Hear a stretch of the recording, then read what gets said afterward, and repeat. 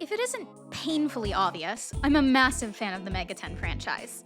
I also like to play gacha games, so clearly I must be a big fan of SMT D2 Liberation, the Megaten gacha game. You read the title, I'm not keeping up this bit, it's one of the most below average gacha games I've ever played.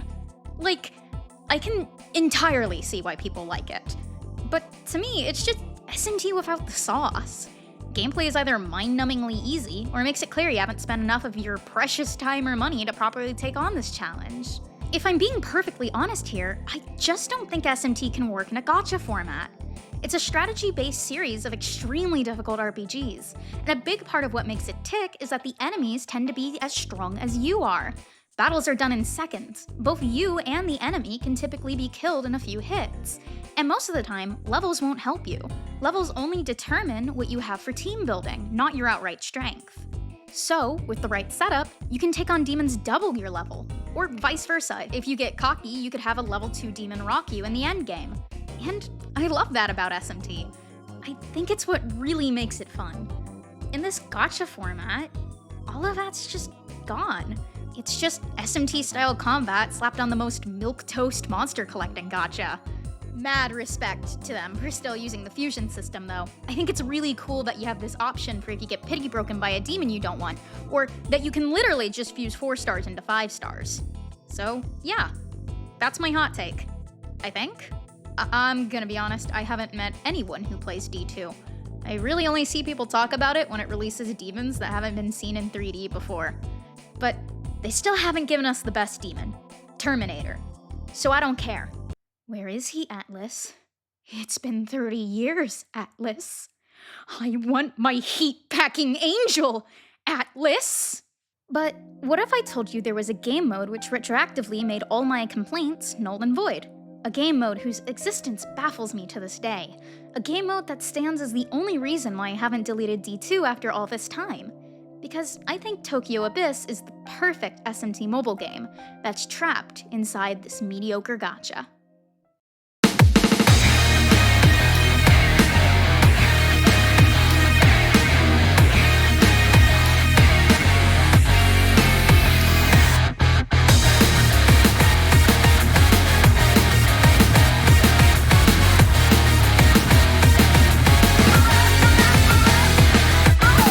But before I go on, let me tell you that today's episode of Allergy Jelly rambles about stuff nobody cares about was voted for by my patrons.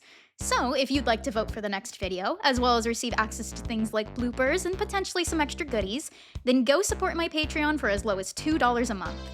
And if you've got some extra cash to burn, then you can join my lovely $5 patron up here on screen, or have your name read out like my lovely $10 patrons Fish, Gaylord, and Aryaverse. Patron shoutouts will be at the end of videos moving forwards, but I figured I'd do it early this time as a bonus thank you for being my first ever subscribers. I salute thee.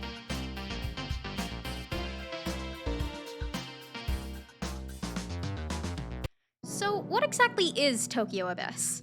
Well, to put it simply, it's a roguelike dungeon crawler with basically zero ties to the gacha in this gacha game. It plays like a regular old SMT game, through and through. You've got your player character and 3 demons. The player character will be equipped with a sword and shield, and this is where the mode's only tie to the gacha system comes in, as you can turn the demons you've summoned into these weapons. Obviously, the rare 5-star demons will make the best gear, but that's not to say you can't do well with the 4 or even 3-star weapons. After that, you select a starting demon companion, which is any demon you have registered that's 1 or 2 stars. These guys are handed out like hotcakes in the game, so I would not call this gacha dependent. Then, it begins. You traverse through floor after floor, recruiting new demons, getting new skills for them, and most importantly, fusing them into better demons.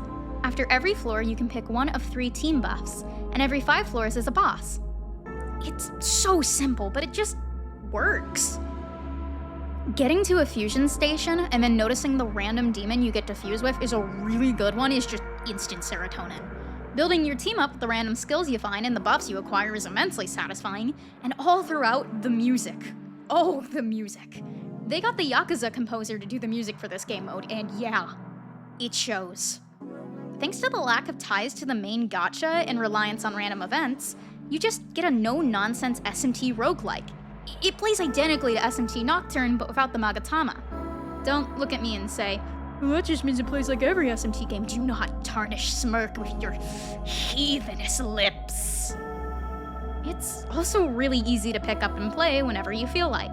It's always available once you unlock it, and the main bosses get shuffled around every month. And did I mention it's infinite? Yeah, it keeps going and getting harder until you die. There's no limit to the floors. You can really get sucked into it. It's infinitely replayable. You're also encouraged to just collect swords and shields, since you can straight up switch gear in battle at the cost of half a turn.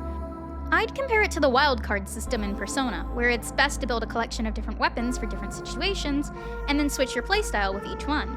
Oh, and did I mention you can't lose due to bad luck? Whenever you die, you're given the option to restart that battle with 0 caveats or costs. It genuinely baffles me that they didn't make you use a premium currency for this. So you always have the option to try other strategies with your team and experiment. The mode also costs nothing to enter, no stamina system, no nothing. This is all to say, this SMT Gacha game straight up has a mini SMT game hidden inside of it. I seriously only ever boot up this game to play Tokyo Abyss. Like I said, I could not care less for the rest of the game. The craziest part is, I never see anyone talk about this. I attempted to research for this video, I really did, but half the results I'd get when Googling stuff about this mode were guides for the Hydra boss in SMT 5, since it also takes place in Tokyo Tower. So if you like SMT, or just RPGs in general, I genuinely recommend downloading D2 for Tokyo Abyss alone.